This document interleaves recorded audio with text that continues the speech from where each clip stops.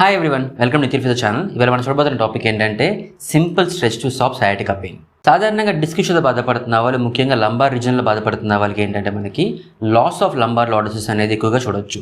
So దీంట్లో మనకి ఏంటంటే ఎంఆర్ఐ రిపోర్ట్స్లో కానీ ఎక్స్రేలో కానీ మనకి లంబార్ స్పైన్ అనేది కరువు పోయి ఫ్లాట్ అయిపోతుంటుంది.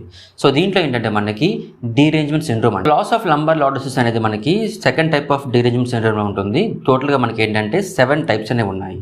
ఈ 7 టైప్స్ వల్ల మనకి ఏంటంటే మనకి ఒక్కొక్కసారి బటక్స్ దాకా పెయిన్ రావడం, లేకపోతే ఒక్కొక్కసారి మనకి మోకాల దాకా రావడం అనేది మనకి చూడొచ్చు. సో నేను నా ప్రీవియస్ వీడియో ఎక్స్ప్లెయిన్ చేశాను దీన్ని, ఈ డీరేంజ్మెంట్ సిండ్రోమ్ గురించి అండ్ 7 టైప్స్ గురించి. అది ఒకరిని చూడాలనుకుంటే మీరు లింక్ డిస్క్రిప్షన్లో ఉన్నది, అదేవిధంగా కార్డ్స్లో ఉన్నది, మీరు చూడొచ్చు. ఈ సెకండ్ టైప్ ఆఫ్ డీరేంజ్మెంట్ మనకి ఏంటంటే లంబార్ లార్డోసిస్ అనేది లాస్ అవుతూ ఉంటుంది, కానీ మనకి బటక్స్ దాకా పెయిన్ రాదు, అదేవిధంగా మోకాల దాకా మనకి పెయిన్ తెలియదు.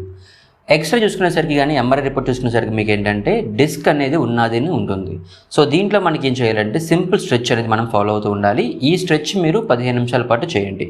దీన్ని మీకు కావాల్సినవి ఏంటంటే, ఈ స్ట్రెచ్ చేయడానికి మీకు ఫోమ్ రోల్ అనేది కంపల్సరీగా కావాలి. సో ఫోమ్ రోల్ మీరు పెట్టుకోండి. ఇన్ కేస్ మీకు ఫుల్ రోల్ కావాలంటే ఫుల్ రోల్ తీసుకోవచ్చు, లేకపోతే మీకు హాఫ్ రోల్ ఉంటుంది, అది కూడా తీసుకోవచ్చు మీరు. సో దీంట్లో మీరు ఈ ఫోమ్ రోలర్ పైన 15 నిమిషాల పాటు మీరు పడుకుని ఉండాలి. సో ఇలా ఉండడం వల్ల మీకు ఏంటంటే ఎక్కడైతే మీకు లార్డోసిస్ కర్వ్ పోయిందో ఆ కర్వ్ని మీరు బ్యాక్ తీసుకురావచ్చు. అదేవిధంగా మీకు స్పైన్ మొబిలిటీ అనేది మనకి ఆర్చ్ రూపంలో మళ్ళీ తిరిగి వస్తూ ఉంటుంది. సో మీరు ఇన్ కేస్ ఫోమ్ రోల్ లేకపోతే మీరు క్లాత్ అన్న వాడుకోవచ్చు, మీరు క్లాత్ని రోల్గా చేసుకుని పెట్టుకోవచ్చు ఈ విధంగాని. బట్ మీకు ఏంటంటే ఒక ఫర్మ్ సర్ఫేస్ అనేది కావాలి. క్లాత్ పెట్టుకుంటే మీకు బాడీ వెయిట్కి క్లాత్ అనేది ష్రింక్ అయిపోతూ ఉంటుంది, అంటే కంప్రెస్ అవుతూ ఉంటుంది. సో ఈ విధంగా మనకి హార్డ్ స్ట్రక్చర్ అనేది దొరకదు. సో మీ కంఫర్ట్ బట్టి మీరు ఫోమ్ రోల్ అయినా వాడండి, లేకపోతే మీరు క్లాత్ అయినా చేసుకోండి.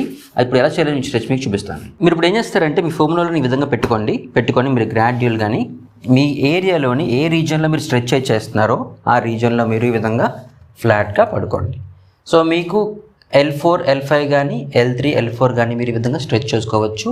ఎవరికైతే సిమ్టమ్స్ మనకి కిందకి వెళ్తున్నాయో వాళ్ళు ఈ స్ట్రెచ్ని అవాయిడ్ చేయండి. ఎవరికైతే లాస్ ఆఫ్ లార్డోసిస్ అనేది మీరు ఎక్కువగా చూసారో వాళ్ళకి ఈ విధంగా మీరు పెట్టుకొని ఉండొచ్చు. సో ఈ స్ట్రెచ్ని మీరు గ్రాడ్యువల్గా 15 నిమిషాల పాటు ఇలాగే ఉంచండి. ఇనీషియల్ 2 మినిట్స్ చెక్ చేసుకోండి. ఫస్ట్ మినిట్, అదేవిధంగా మీకు సెకండ్ మినిట్లో కానీ పెయిన్ బాగా పెరిగిపోతుంది అనుకుంటే మీరు ఈ స్ట్రెచ్ని అవాయిడ్ చేయొచ్చు.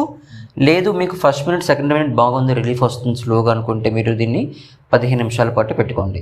ఎందుకంటే మీకు ఈ మొబిలిటీ అదేవిధంగా లెగ్మెంట్ అనే స్ట్రెచ్ అనేది మీకు కనీసం ఒక 20 నిమిషాల పాటు ఉంటేనే మీకు ఆ ఫ్రీనెస్ అనేది కలుగుతూ ఉంటుంది.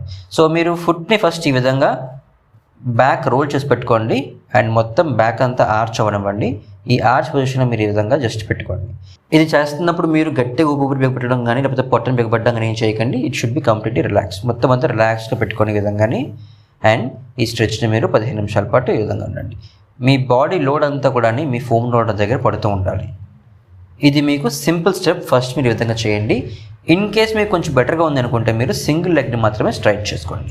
ఈ విధంగా సింగిల్ లెగ్ని స్ట్రైట్ చేసుకొని ఒక సైడ్ మొత్తం అంతా కూడా ఫుల్ స్ట్రెచ్ అవ్వనివ్వండి. ఇంకో 10 నిమిషాల పాటు చేయండి.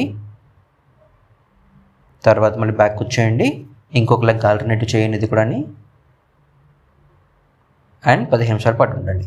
మీకు ఎక్కువగా స్ట్రెచ్ అంతా కూడా ఈ బ్యాక్ దగ్గర వస్తూ ఉంటుంది, మీ గ్రాయిన్లో వస్తూ ఉంటుంది. సింగిల్ లెగ్ చేస్తున్నప్పుడు ఆ స్ట్రెచ్ వస్తుంది అనుకుంటే మీకు ఈ స్ట్రక్చర్స్ అంతా కూడా మొత్తం టైట్గా ఉన్నాయో అవన్నీ కూడా మీకు ఫ్రీ అవుతున్నాయి అర్థం. ఈ స్ట్రెచ్ని మీరు 2 టైమ్స్ చేయొచ్చు అండి. డే మార్నింగ్ చేయొచ్చు, అదేవిధంగా ఈవినింగ్ చేయొచ్చు. ఫుడ్ తిన్న తర్వాత కానీ లేకపోతే మీరు హాఫ్ అన్ అవర్ తర్వాత ఫుడ్ తింటారనుకుంటే ఈ హాఫ్ అన్ అవర్ గ్యాప్ ముందు కానీ హాఫ్ అన్ అవర్ తర్వాత గ్యాప్ కానీ మీరు ఈ ఎక్సర్సైజ్ చేయకండి, అవాయిడ్ చేయండి. సో గ్రాడ్యువల్గా మీరు ఈ స్ట్రెచ్ని అనేది బిల్డ్ చేసుకుంటూ ఉండండి. ఇన్ కేస్ మీ సిమ్టమ్స్ కానీ ఎక్కువ అవుతున్నాయి, లేకపోతే మీకు డిస్కంఫర్ట్ బాగా ఎక్కువ ఉంది అనుకుంటే మీరు దీన్ని అవాయిడ్ చేయండి. ఎవరైతే మీరు డిస్క్ ఇష్యూ సివియారిటీ ఎక్కువ ఉన్నదో, అంటే ఈ 7 టైప్స్ డిరేంజ్మెంట్లో నేను చెప్పించిన దాంట్లోని గ్రేడ్ 2 కాకుండా 1 కానీ 3 కానీ 4 కానీ 5 కానీ ఉన్నాయనుకుంటే వాళ్ళు మాత్రం ఈ స్ట్రెచ్ని అవాయిడ్ చేయండి. సో ఈ స్ట్రెచ్ చేయండి అండ్ ఎలా ఉందని నాకు కింద కమెంట్ చేయండి. ఈ వీడియో మాత్రం లైక్ చేయండి, షేర్ చేయండి అండ్ ఫర్దర్ వీడియోస్ కోసం మా ఛానల్ని సబ్స్క్రైబ్ చేయండి. Thank you.